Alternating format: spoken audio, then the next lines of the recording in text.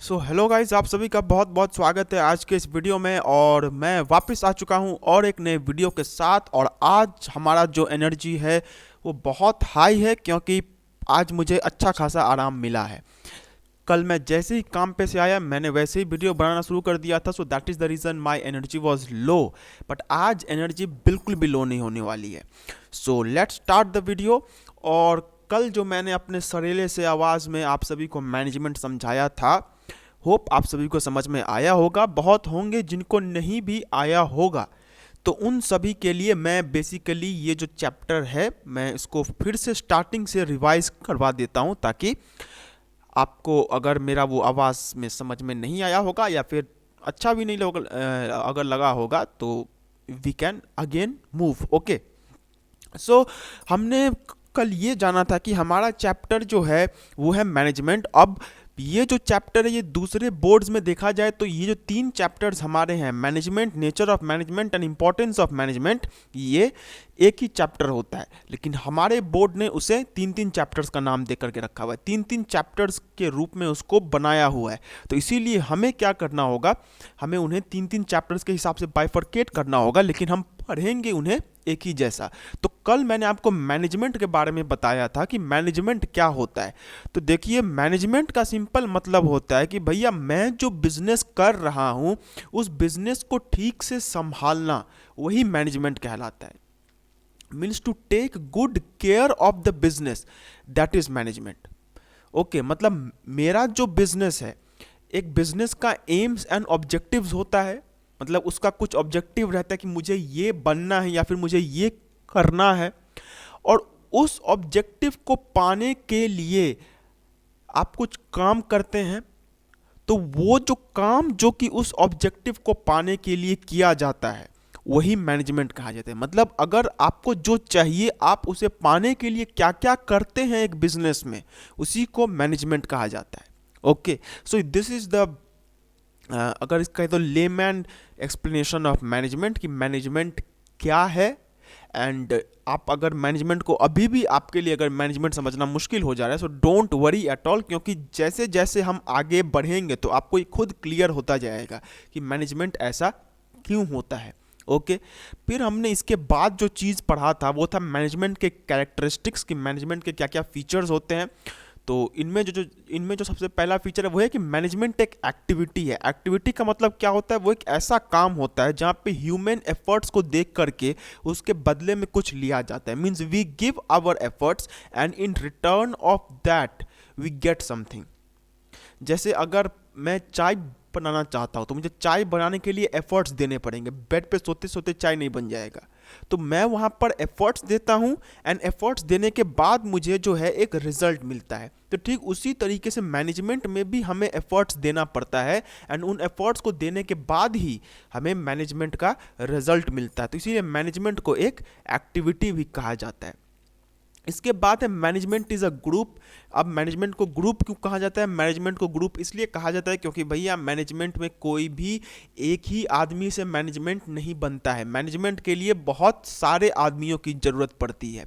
तो इसीलिए इसे एक ग्रुप कहा गया है, क्योंकि कोई एक आदमी मिल के पूरे मैनेजमेंट का काम नहीं कर सकता है। Management is a group activity.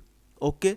फिर मैनेजमेंट एक डिसिप्लिन है। इस लाइन का सिंपल मतलब है कि भैया मैनेजमेंट को जैसे फिजिक्स केमिस्ट्री को अलग अलग तरीकों से पढ़ा जाता है, उनको स्टडी किया जाता है, in the same manner management को भी उसी तरीके से स्टडी किया जाता है। Management is also studied as the discipline, just like we study other things.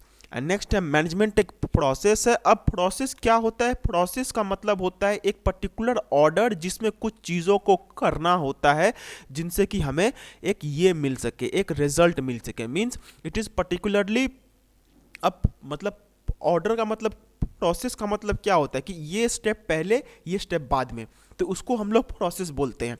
तो सिमिलरली हमारा जो मैनेजमेंट होता है that is also a process for us, क्योंकि उसमें भी हमें पहले एक काम करना होगा तो ही हम दूसरे काम पे जा सकते हैं। ऐसा नहीं हो सकता कि पहले ये काम कर लेते हैं फिर उसके बाद जा कर के जो दूसरा काम है वो करेंगे। मेरा मतलब ये है कि पहले, मतलब जैसे इसका एक पर्टिकुलर ऑर्डर होता है। ओके। जैसे मैं अगर चाय बनाना चाहता हूँ तो चाय बनाने के लिए मुझे सबसे पहले गैस स्टोव पे जो उसका चाय का सस्पेंस या फिर जो कुछ भी होता है मुझे वो उस पर देना पड़ेगा।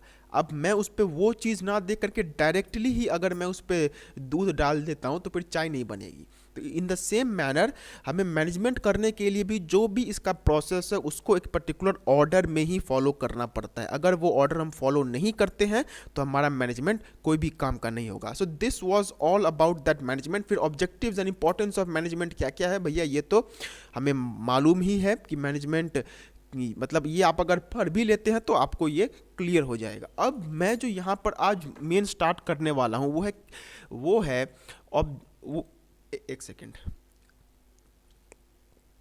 वो है इम्पोर्टेंस ऑफ मैनेजमेंट एंड उसके बाद जो हमारा नेक्स्ट स्टेप वो है नेचर ऑफ मैनेजमेंट। मतलब कि मैनेजमेंट के कैरेक्टरिस्टिक्स क्या क्या है, मैनेजमेंट के फीचर्स क्या क्या हैं, बेसिकली वो हम इसमें स्टडी करने वाले हैं।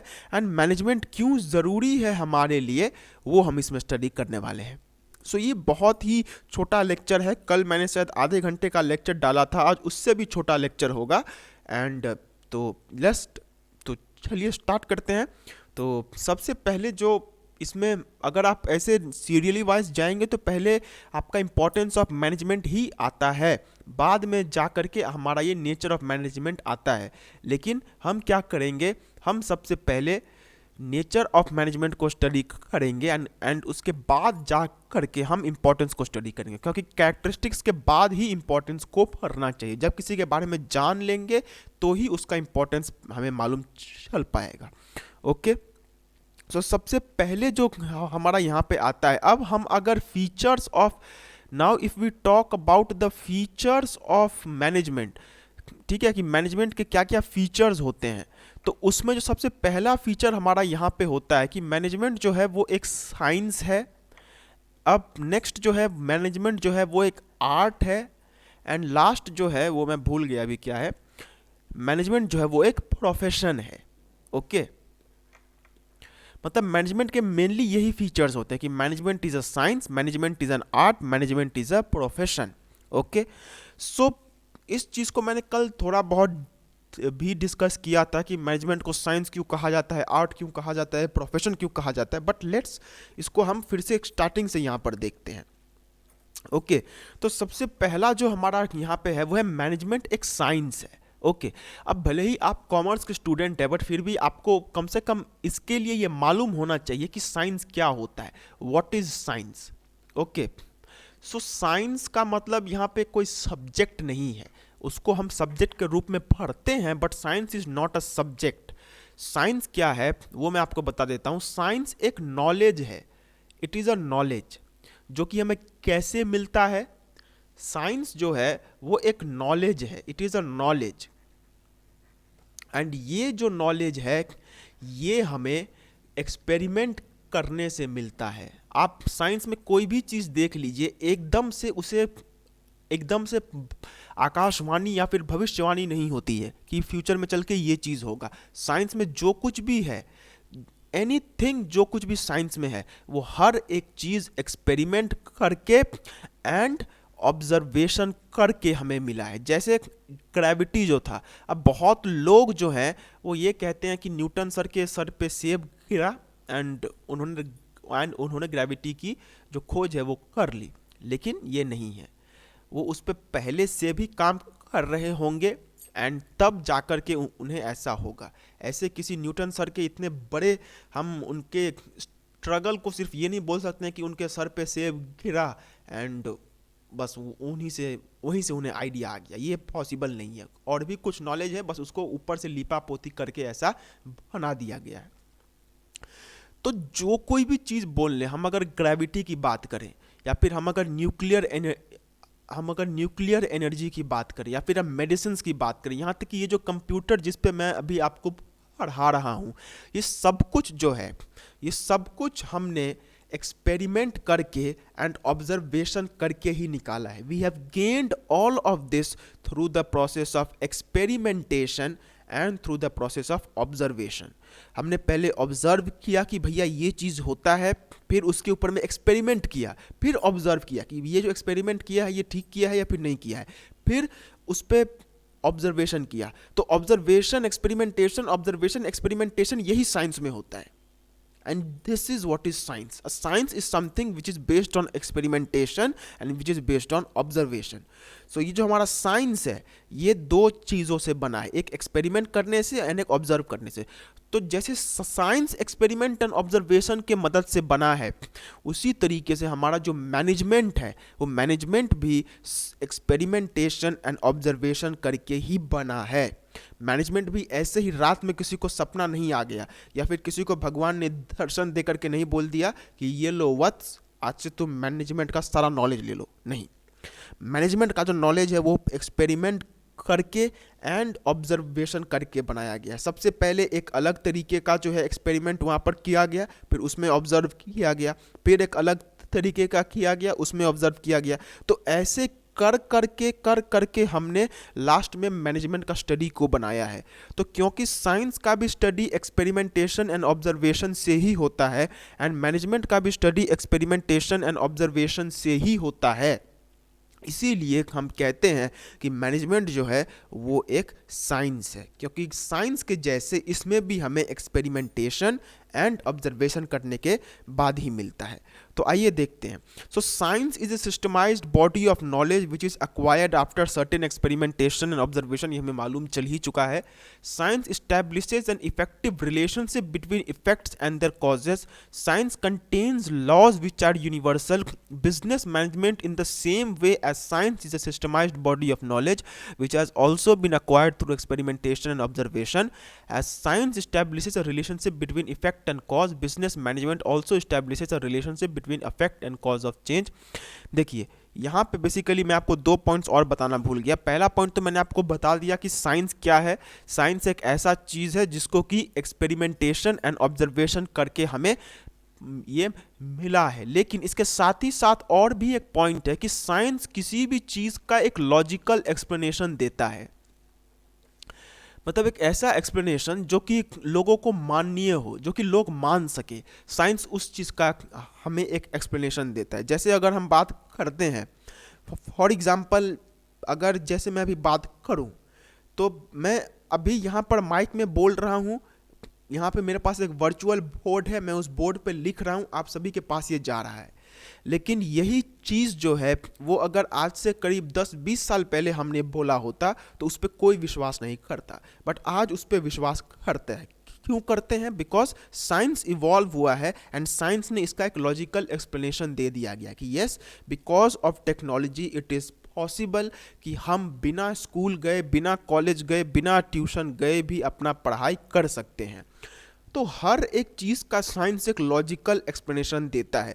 जैसे सबसे जो बेस्ट एग्जांपल होगा वो होगा भूत। अब अगर हम भूत की बात करें तो भूत के बारे में साइंस क्या कहता है वो बहुत लोग मानते हैं, लेकिन भूत के बारे में जो नॉर्मल जो कि लोगों का गांव घर में जो कहते थे वो बहुत लोग उस पर विश्वास नहीं करते हैं कि कोई मर जाता है उसकी आत्मा यहीं वहीं घूमती रहती है। तो ये चीज़ पे लोग उतना विश्वास नहीं करते हैं। लेकिन साइंस अगर किसी चीज़ के बारे में कुछ कहता है तो उसके ऊपर में जो लोग हैं वो ज़्यादा विश्वास करते हैं। क्यों विश्वास करते हैं? क्योंकि साइंस किसी भी चीज़ का एक लॉजिकल एक्सप्लेनेशन देता है, एक ऐसा एक्सप्लेनेशन जो कि आदमी को एक मंजूर हो। एंड इसके बाद जो हमारा अगला टॉपिक मतलब अगला पॉइंट है वो ये है कि जैसे साइंस में लॉज होते हैं जो कि यूनिवर्सल होते हैं, जैसे लॉ ऑफ ग्रेविटेशन, लॉ जैसे न्यूटन के जो लॉज ऑफ मोशन है, फिर जो पास्कल्स लॉ है, तो ये सब यूनिवर्सल लॉज है। ऐसा नहीं है कि ये लॉ को हम इंडिया में अलग तरीके से अप्लाई करेंगे एंड अमेरिका में अलग तरीके से अप्लाई करेंगे, ऐसा नहीं होता है। ये जो लॉज हैं ये लॉज हर जगह इनके प्रिंसिपल्स एक ही जैसे रहते हैं।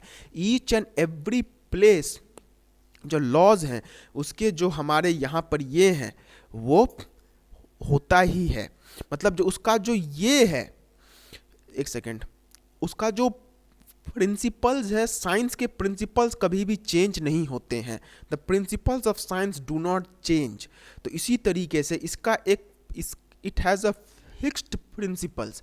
तो साइंस में ये कैरेक्टरिस्टिक्स हमें मिलता है कि साइंस एक एक्सपेरिमेंट करके मिला है, ऑब्जर्वेशन करके मिला है, लॉजिकल एक्सप्लेनेशन देता है एंड साइंस का फिक्स्ड प्रिंसिपल होता है। तो ये है हमारा साइंस का कैरेक्टरिस्टिक्स, एंड मैनेजमेंट में भी हम यही ठीक सारे कैरेक्टरिस्टिक्स देखते हैं। In management also we see the same characteristics. The first characteristic we see is कि साइंस के जैसे मैनेजमेंट में भी एक्सपेरिमेंटेशन करके हमें मैनेजमेंट का नॉलेज मिला है, ऑब्जर्वेशन करके हमें मैनेजमेंट का नॉलेज मिला है। अब जैसे अगर साइंस किसी चीज़ का लॉजिकल एक्सप्लेनेशन देता है, वैसे ही मैनेजमेंट जो है वो बिजनेस में हो रही चीज़ों का लॉजिकल एक्सप्लेनेशन देता है। जैसे किसी कंपनी का रेवेन्यू बहुत ज़्यादा इंक्रीज हो गया, अब उसका क्या एक्सप्लेनेशन हो सकता है कि भगवान ने उन पे पैसे बरसाए? नहीं, उसका लॉजिकल एक्सप्लेनेशन ये होगा कि उस कंपनी का मैनेजमेंट बहुत अच्छा था। तो ये कैसे समझ में आएगा कि उसका मैनेजमेंट अच्छा था? By the principles of management. So जैसे साइंस किसी भी चीज़ का लॉजिकल एक्सप्लेनेशन दे देता है, इन द सेम मैनर जो हमारा ये है मैनेजमेंट है, वो भी बिजनेस में होने वाले किसी भी चीज़ का एक लॉजिकल एक्सप्लेनेशन देता है। एंड जैसे साइंस के फिक्स्ड प्रिंसिपल्स होते हैं, वैसे ही मैनेजमेंट के भी फिक्स्ड प्रिंसिपल्स होते हैं, जैसे प्लानिंग और ऑर्गेनाइजिंग, ये सब, या फिर जो हेनरी फेयोल के जो प्रिंसिपल्स हैं, ये हर जगह सेम होते हैं।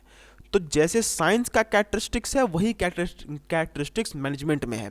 सो that is the reason why we call science, why we call management as a science. Okay, तो ये आपको समझ में आया कि मैनेजमेंट को साइंस क्यों कहा जाता है।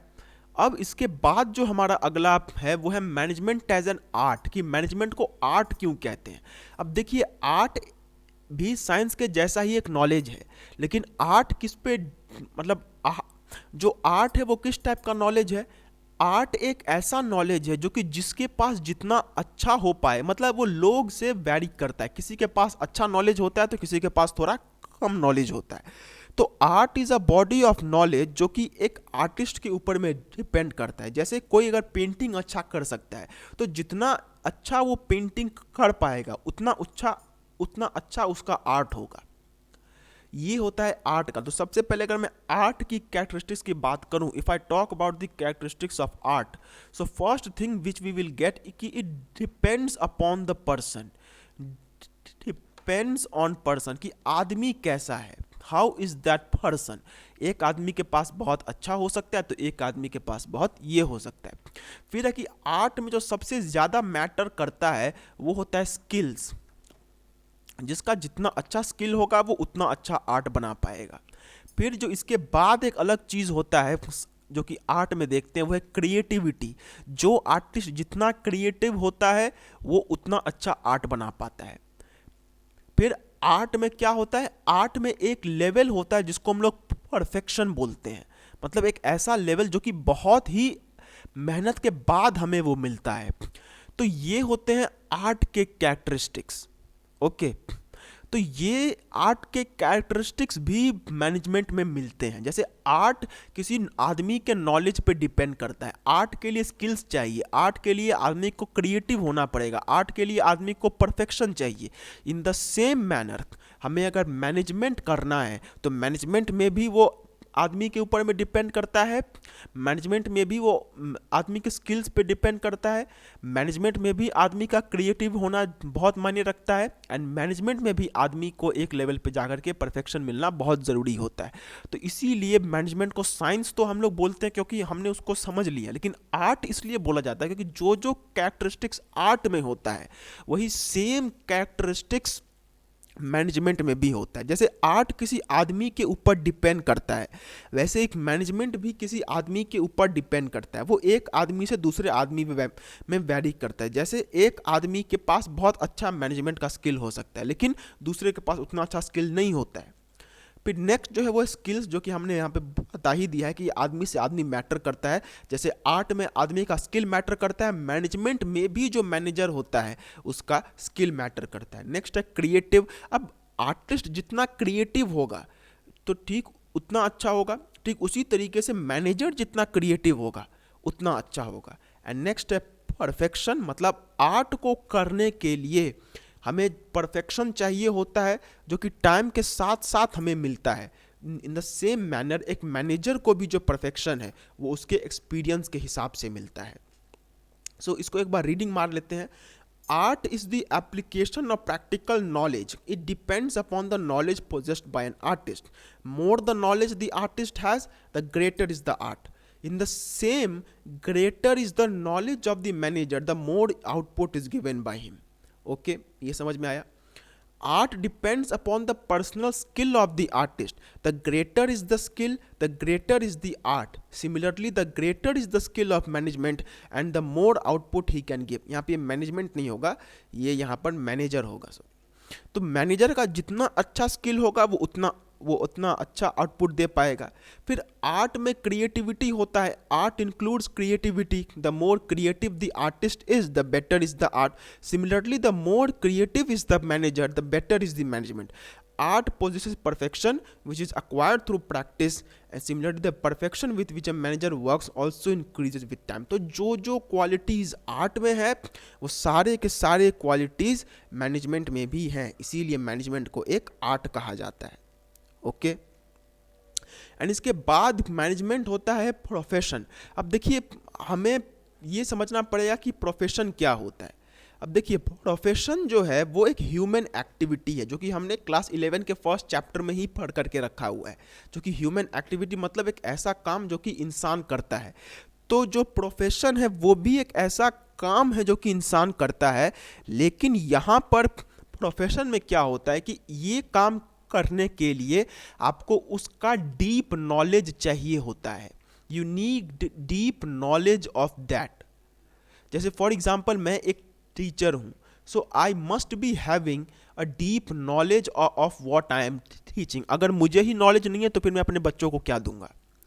तो प्रोफेशन एक ऐसी चीज़ को बोलते हैं जिसको करने के लिए you must be having deep knowledge. Similarly management भी एक ऐसा चीज़ है जो कि कोई ऐरा गैरा आदमी नहीं कर सकता. Not every one can handle management.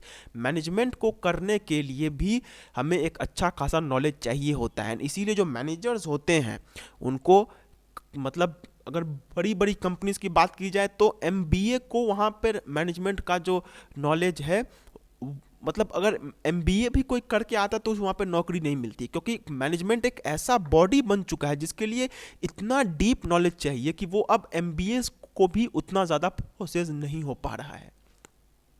So we know that a profession is a human activity in which specialized knowledge of that field is required along with education, training in that field and experience in that field. Similarly, in management, a manager is required to have specialized knowledge of his field. He must be educated and must possess knowledge about his field. He must be trained in his field and is also required to have certain amount of experience. जैसे हम, एक अच्छा profession वही होता है जिसमें knowledge होता है, जिसके पास एक्सपीरियंस होता है, जिसके पास स्किल्स होता है.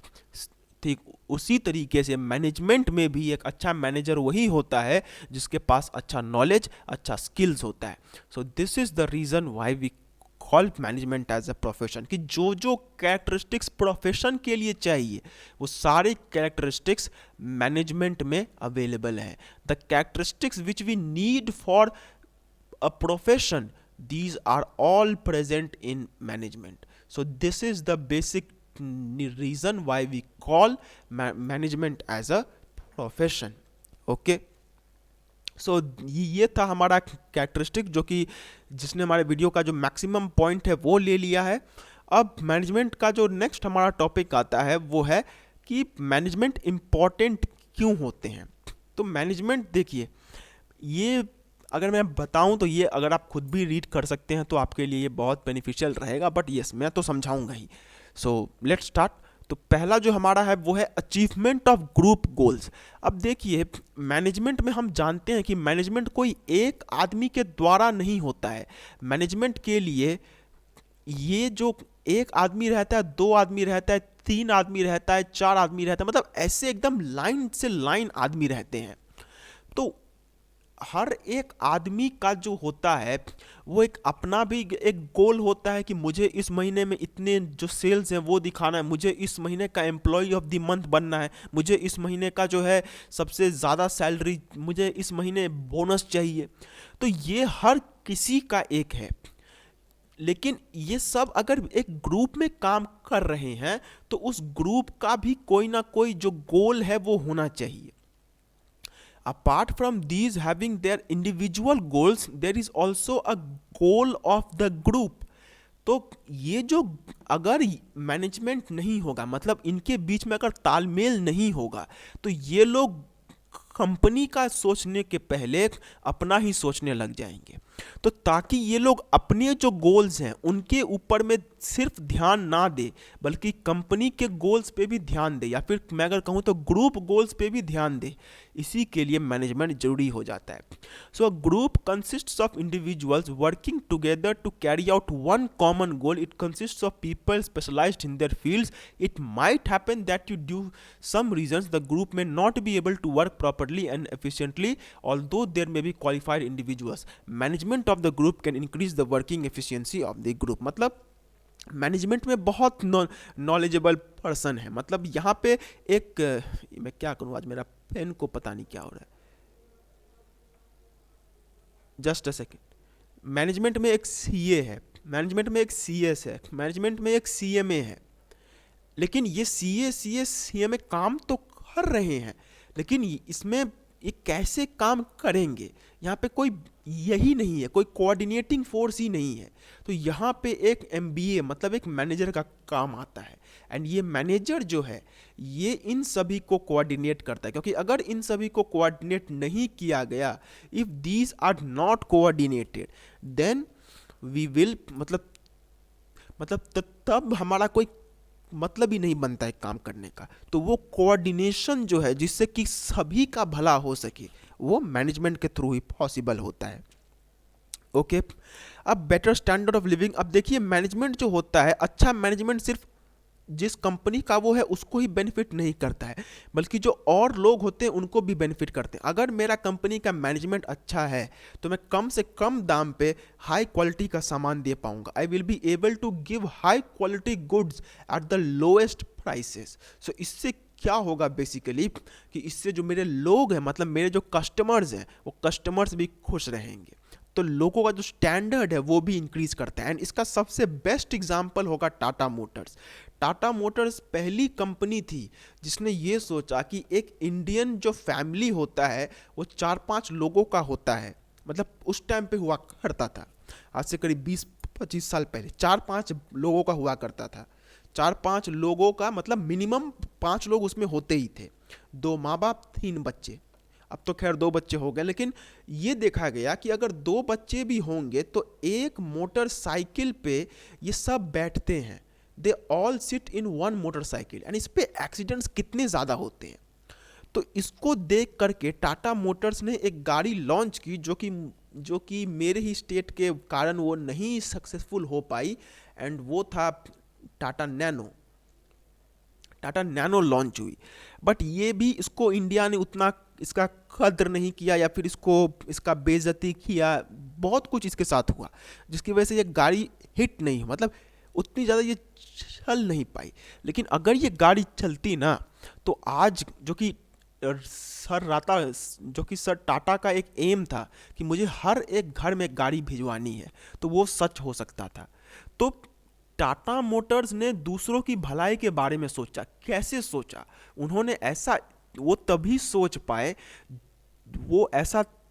सोच पाए जब उनका मैनेजमेंट अच्छा था. अगर उनका मैनेजमेंट अच्छा नहीं होता तो टाटा मोटर्स कभी भी इस टाइप की कार लॉन्च नहीं कर पाती.